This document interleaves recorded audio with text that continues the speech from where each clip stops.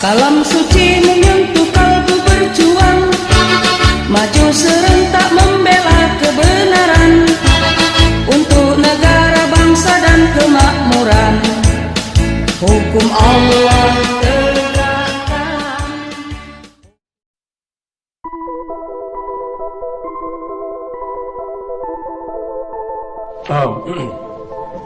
Now, the New Testament clearly states that it is preferable for men to castrate themselves, become eunuchs, Matthew 19:12.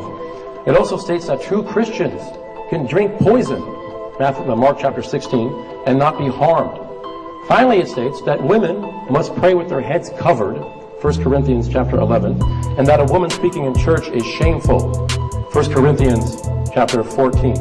My question is, why don't the vast majority of Christians follow these rules? And if they do, I would like Mr. Wood, I have a vial of whiteout, liquid paper, highly toxic.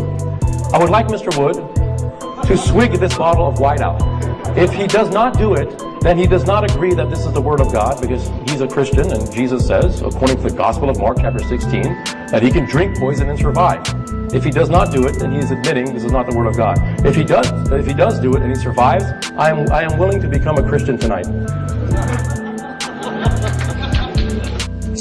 As far as the mark, that comes from the end of Mark, which practically every scholar, every Bible scholar in the world says was not authentic. That this was a later edition. Was not authentic. That this was a later edition. And so that's not in the early source material. As far as our earliest records don't have that part about the point.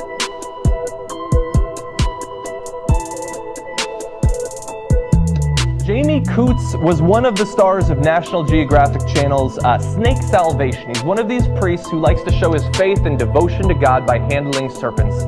It didn't work out very well for him. He was bitten by a serpent and he died because he refused treatment for the venom of that snake.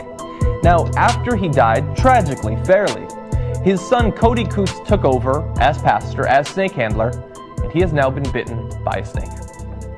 Is anybody surprised by this? Putra putri Islam